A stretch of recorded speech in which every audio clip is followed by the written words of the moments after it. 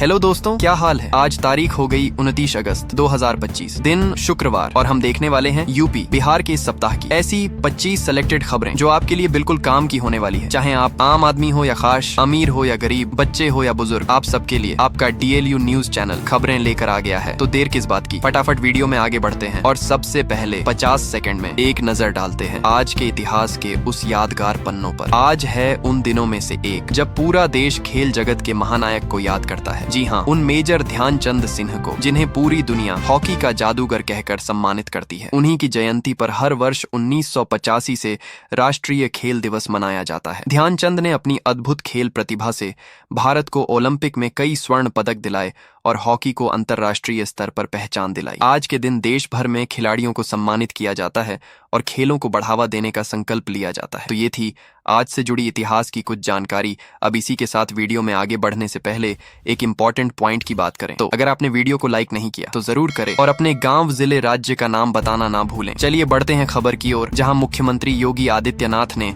श्रम कानूनों में बड़ा बदलाव करने का ऐलान किया है। अब जेल की सजा की जगह जुर्माना लगाया जाएगा और उद्योगों को राहत मिलेगी। प्रदेश में लगभग 73 कानूनों की समीक्षा की गई, जिनमें से 99% आपराधिक प्रावधान खत्म होंगे। फैक्ट्री लाइसेंस की अवधि बढ़ाने और महिलाओं को ज्यादा अवसर देने की तैयारी है। निरीक्षण व्यवस्था में पारदर्शिता के लिए स्व सत्यापन और थर्ड पार्टी ऑडिट का नया प्रावधान होगा। मुख्यमंत्री ने कहा कि आउटसोर्सिंग कंपनियां श्रमिकों का शोषण नहीं कर पाएंगी। हर श्रमिक को पूरा वेतन मिलेगा और सरकार अतिरिक्त खर्च खुद वहन करेगी। इस फैसले से कारोबारियों का बोझ घटेगा और निवेश को बढ़ावा मिलेगा। प्रदेश को उद्योग के लिए और आकर्षक बनाने का मकसद साफ है। यानी अब सवाल यही है कि इस कदम से श्रमिकों और उद्योगपतियों के बीच कैसा संतुलन बनेगा। इसी के साथ बढ़ते हैं अगली खबर पर, जहां उत्तर प्रदेश में मौसम ने करवट बदलने की तैयारी कर ली है। लगातार 3 दिन की भारी उमस और गर्मी के बाद शनिवार से बारिश के आसार जताए गए हैं। मौसम विभाग ने राज्य के कई जिलों में अलर्ट जारी किया है। पूर्वी और मध्य उत्तर प्रदेश में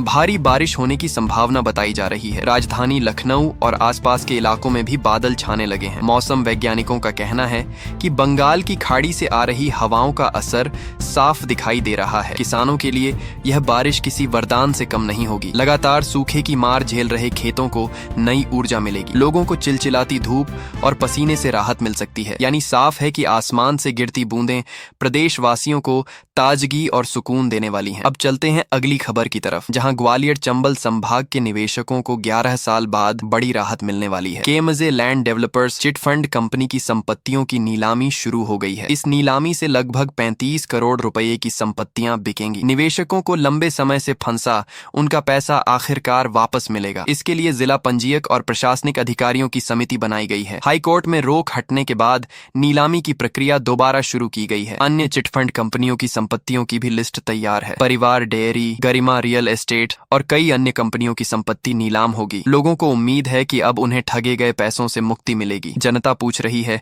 कि आखिर इतनी देर क्यों लगी, लेकिन राहत यही है कि न्याय अब सामने खड़ा है। इसी के साथ बढ़ते हैं आगे और रुक करते हैं ग्रेटर नोएडा की ओर, जहां होने जा रहा है उत्तर प्रदेश का सबसे बड़ा इंटरनेशनल ट्रेड शो। यह मेला 25 से 29 सितंबर तक इंडिया एक्सपो मार्ट में आयोजित होगा। इसमें 80 देशों के 500 से अधिक बायर्स शामिल होंगे। अब तक 75 देशों के 340 बायर्स ने अपनी मौजूदगी की पुष्टि कर दी है। इस शो में ODOP यानी वन डिस्ट्रिक्ट वन प्रोडक्ट योजना पर खास जोर रहेगा। प्रदेश के कारीगरों और स्थानीय उत्पादों को वैश्विक मंच पर पहचान मिलेगी। कृषि, वस्त्र, ऑटोमोबाइल, फार्मा और इलेक्ट्रॉनिक्स सहित 17 सेक्टरों की प्रदर्शनी होगी। इससे निर्यात और रोजगार दोनों को नया आयाम मिलेगा। यूपी सरकार इस आयोजन को ग्लोबल ब्रांडिंग का जरिया बना रही है। यानी साफ है, यूपी अब व्यापार के नक्शे पर अपनी चमक बिखेरने जा रहा है। अब बढ़ते हैं अगले समाचार की ओर, जहां GST काउंसिल ने आम जनता को राहत देने की तैयारी की है। रोजमर्रा के कई सामानों को शून्य कर श्रेणी में शामिल करने का प्रस्ताव आया है। इनमें दूध, पनीर, रोटी, पराठा, पिज्जा, ब्रेड जैसे खाद्य पदार्थ शामिल हैं। मक्खन, जैम, मशरूम और कई तरह के ड्राई फ्रूट्स पर भी टैक्स हट सकता है। शिक्षा से जुड़ी सामग्री को भी इस दायरे में लाने की योजना है। पेंसिल, क्रेयॉन, नोटबुक और ग्लोब जैसी चीजें टैक्स फ्री हो सकती हैं। इससे परिवारों पर आर्थिक बोझ कम होगा और बच्चों की पढ़ाई आसान बनेगी। कर प्रणाली भी और पारदर्शी हो जाएगी। विशेषज्ञों का कहना है कि महंगाई कम करने में यह बड़ा कदम साबित होगा। अब सवाल यही है कि सरकार इसे कब लागू करती है और जनता को कब राहत मिलती है। मिलती है। इसी के साथ रुक करते हैं कानपुर की ओर, जहां दीपावली तक न्यू कानपुर सिटी योजना लॉन्च होने जा रही है। पहले इसे 15 अगस्त पर लाना था, लेकिन रेरा पंजीकरण में देरी से विलंब हुआ। अब दीपावली पर इसका शुभारंभ तय किया गया है। पहले चरण में सड़कों के निर्माण के लिए 60 करोड़ रुपए खर्च होंगे। नालों और सीवर व्यवस्था के लिए 100 करोड़ की राशि रखी गई है। इस योजना में करीब 1790 से अधिक भूखंड विकसित किए जाएंगे। Group housing, school, nursing home और शॉपिंग मॉल जैसी सुविधाएं होंगी। अधिग्रहण की प्रक्रिया भी तेजी से पूरी की जा रही है। प्रशासन ने टेंडर जारी कर काम की गति तेज कर दी है। यानी साफ है कि कानपुर एक आधुनिक शहर के रूप में उभरने की ओर बढ़ रहा है। चलिए बढ़ते हैं अगली खबर की ओर, जहां घरेलू वस्त्र उद्योग को राहत देते हुए सरकार ने कपास के आयात शुल्क को शून्य कर दिया है। अब तक लागू 11% शुल्क को बढ़ाकर 30 दिसंबर 2025 तक निरस्त कर दिया गया है। यह कदम उस समय उठाया गया जब अमेरिका ने भारत पर 50% टैरिफ लगाकर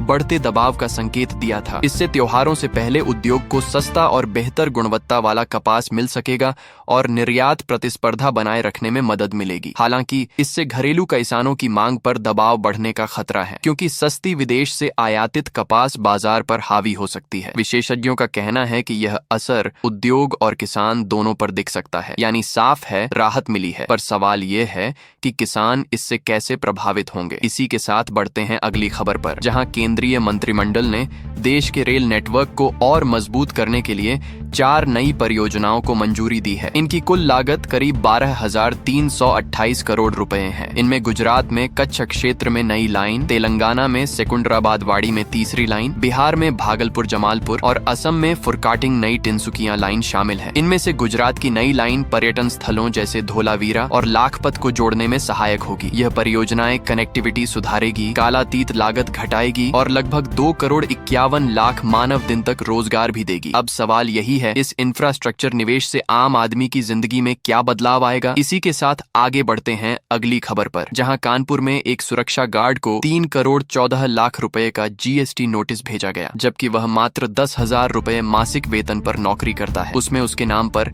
17 करोड़ रुपए का कपड़े का व्यापार दिखाकर नोटिस जारी किया गया, जिससे परिवार स्तब्ध है। परिवार का कहना है कि सुरक्षा गार्ड के सिवा उनका कोई अन्य पेशा नहीं है। प्रशासनिक गलती या फर्जी पैन कुछ भी हो, अब यह मामला जांच के दायरे में है। यह घटना आम नागरिकों में प्रशासनिक प्रक्रिया पर विश्वास को चुनौती देती है। जनता पूछ रही है कि आखिर इतनी बड़ी गलती कैसे हो सकती है। इसी के साथ बढ़ते हैं अन्य खबर की ओर, जहां AAP के एक नेता की गोरखपुर में अस्पताल में इलाज के दौरान मौत हो गई, जिसके बाद अस्पताल के बाहर पार्टी कार्यकर्ताओं और परिवार ने डॉक्टरी लापरवाही का आरोप लगाते हुए प्रदर्शन किया। ये नेता पिछले सप्ताह हुए हमले में घायल हुआ था। अस्पताल प्रशासन ने मामले की जांच की बात कहकर स्थिति शांत करने की कोशिश की है और पुलिस भी जांच प्रक्रिया में जुटी है। ये घटना राजनीतिक गतिशीलता में जोड़ तोड़ की संभावनाओं को भी जन्म दे सकती है। यानी सवाल यही है कि क्या ऐसी घटनाएं राजनीतिक स्थिरता को प्रभावित कर सकती हैं। इसी के साथ आगे रुख करते हैं लखनऊ की ओर, जहां युवाओं द्वारा रोड सेफ्टी मित्र के रूप में 28 जिलों में सड़क सुरक्षा को बढ़ावा देना शुरू कर दिया गया है। युवाओं को प्रशिक्षित करके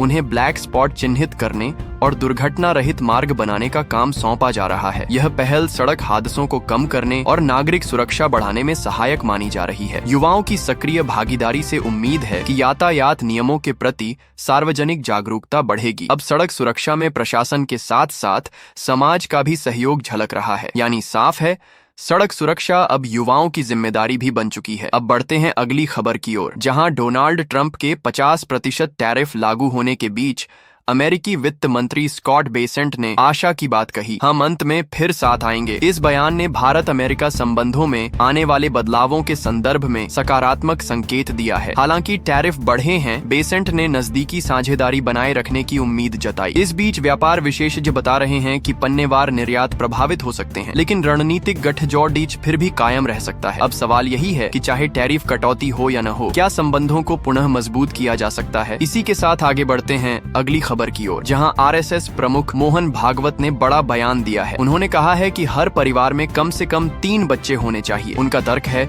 कि आबादी संतुलन बनाए रखने के लिए यह जरूरी है। भागवत ने यह भी कहा कि छोटी फैमिली के कारण समाज और राष्ट्र पर भविष्य में बोझ बढ़ सकता है। उनका बयान परिवार नियोजन नीतियों और सामाजिक संतुलन को लेकर बहस छेड़ रहा है। अब सवाल यही है, क्या इस बयान को समाज स्वीकार करेगा या फिर यह विवाद को जन्म देगा? इसी के साथ आगे बढ़ते हैं अगली खबर की ओर, जहां शासकीय कर्मचारियों के लिए 8वां वेतन आयोग की तैयारियों में बड़ा अपडेट सामने आया है। केंद्रीय कर्मचारियों और पेंशन धारकों के लिए बहुत सी भत्तियां, जिनमें प्रवास भत्ता, त्योहार भत्ता आदि शामिल, समाहित या समाप्त किए जा सकते हैं। प्रस्तावों में फिक्स्ड मेडिकल अलाउंसेंस को बढ़ाकर प्रति माह 1000 से 3000 रुपए तक करने की चर्चा भी शामिल है। ये बदलाव जनवरी 2026 से लागू होने की संभावना है। यानी साफ है कि कर्मचारियों की उम्मीदें अभी भी बनी हुई हैं। चलिए बढ़ते हैं। गोरखपुर औद्योगिक विकास प्राधिकरण यानी गीडा ने वित्तीय वर्ष 2025-26 में 182 एकड़ मार भूमि पर 54 नई औद्योगिक इकाइयां स्थापित करने की मंजूरी दी है। इस पहल से लगभग 5800 करोड़ रुपए का भारी निवेश आने की उम्मीद है और 8500 नए रोजगार सृजित होंगे। पिछले 5 वर्षों में लगभग 9445 करोड़ पाइट्स के प्रस्ताव आए और करीब 23000 नौकरियां मिल चुकी हैं। पेप्सिको, एडानी की अंबुजा सीमेंट, अमृत बॉटलर्स जैसी बड़ी कंपनियां हो इसमें शामिल हैं। धुरियापार इंडस्ट्रियल टाउनशिप जैसे नए औद्योगिक हब की योजना भी जोरों पर है। सड़क, रेल और हवाई संपर्क में सुधार ने निवेशकों का विश्वास और मजबूत किया है। यानी साफ है, गोरखपुर अब औद्योगिक मानचित्र पर चमकता सितारा बन रहा है। अब रुख करते हैं। यूपी सरकार ने सुगम्य व्यापार प्राविधानों का संशोधन विधेयक 2025 प्रस्तावित किया है। इस अधिनियम के तहत 13 पुराने कानूनों में से लगभग 99% आपराधिक प्रावधान हटाकर उनकी जगह आर्थिक दंड और प्रशासनिक कार्रवाई लाई जाएगी। इसमें आबकारी, गन्ना, प्लास्टिक कचरा, सिनेमा और नगर निगम जैसे क्षेत्र शामिल हैं। सरकार का कहना है कि इससे व्यापार करना आसान होगा और निवेशकों को राहत मिलेगी। विशेषज्ञों का कहना है कि यह सुधार ऐतिहासिक साबित हो सकता है यदि श्रमिकों और आम जनता के हितों का ध्यान रखा जाए। अगर यह लागू होता है तो यूपी देश का पहला राज्य बनेगा जो इतने बड़े पैमाने पर अपराधीकरण से मुक्त सुधार करेगा। यानी साफ है, कारोबारियों को अब राहत की नई सौगात मिलने वाली है। अब चलते हैं उत्तर प्रदेश की डीवीई यानी महिलाओं की आर्थिक सशक्तिकरण के लिए विकेंद्रीकृत ऊर्जा पहल पर। इस कार्यक्रम के तहत 2030 तक 1 लाख महिला उद्यमों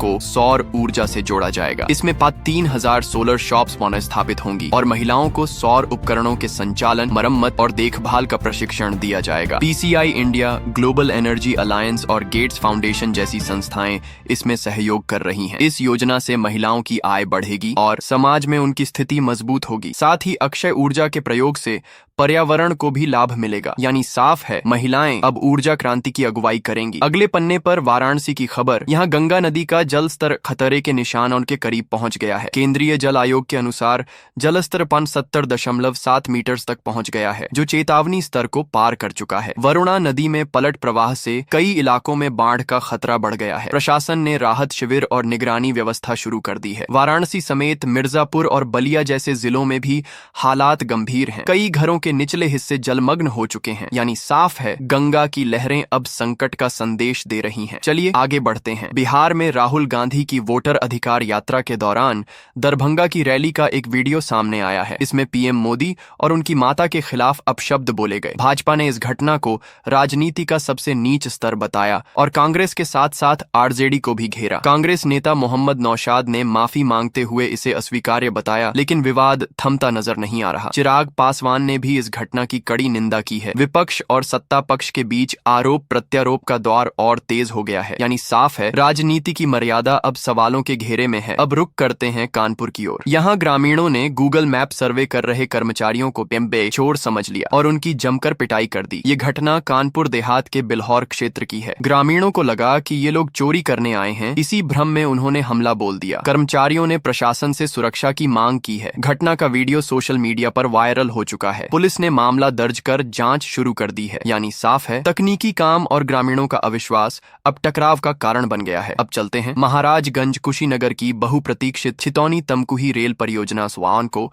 आखिरकार नई गति मिल गई है। इस परियोजना के लिए 477 करोड़ रुपए में उसका बजट जारी कर टेंडर निकाले गए हैं। इसके पूरा होने से दर्जनों गांव सीधे रेल नेटवर्क से जुड़ जाएंगे। लंबे समय से रुकी यह परियोजना अब क्षेत्र के विकास और रोजगार के नए रास्ते खोलेगी। व्यापार और यात्रियों की आवाजाही आवाजाही में बड़ा सुधार होगा। यानी साफ है यह रेल लाइन अब पूर्वांचल की जीवन रेखा बनने जा रही है। अब रुक करते हैं सोनभद्र जिले के ओबरा तापीय परियोजना की खबर पर। यहाँ 9वीं इकाई जिसकी क्षमता 200 मेगावाट पार थी, अचानक तकनीकी खराबी के कारण बंद हो गई है। कंडेंसर ट्यूब में लीकेज आने से उत्पादन ठप हो गया। इससे बिजली की आपूर्ति प्रभावित हुई और कई जिलों में कटौती करनी पड़ी। इंजीनियरों की टीम मरम्मत में जुट गई है, लेकिन फिलहाल संकट गहराया हुआ है। यानी साफ है बिजली संकट से जनता की परेशानी और बढ़ गई है। अब बढ़ते हैं लखनऊ की ओर। यहाँ प्रधानमंत्री आवास योजना के अंतर्गत बने कई फ्लैट कब्रिस्तान की जमीन पर खड़े पाए गए। बसंत कुंज योजना के एक आवंटित मकान के बाहर 3 कब्रें मौजूद हैं। मकान धारक डर के कारण सड़क किनारे किराए पर रहने को मजबूर है। शिकायत महीनों पहले की गई थी, लेकिन कार्रवाई अभी अधूरी है। एलडीए ने जांच और कार्रवाई का आश्वासन दिया है। यानी साफ है गरीबों को आवास देने की योजना में भी गंभीर लापरवाही सामने आई है। इसी के साथ बढ़ते हैं यूपी में महिलाओं को सौर ऊर्जा से जोड़ने की देवी परियोजना शुरू की गई है। डिप्टी सीएम केशव प्रसाद मौर्य ने इस योजना की शुरुआत करते हुए कहा कि 2030 तक 1 लाख ग्रामीण महिलाएं सौर ऊर्जा उद्यम से जुड़ेंगी। 3000 सोलर दुकानें खोली जाएंगी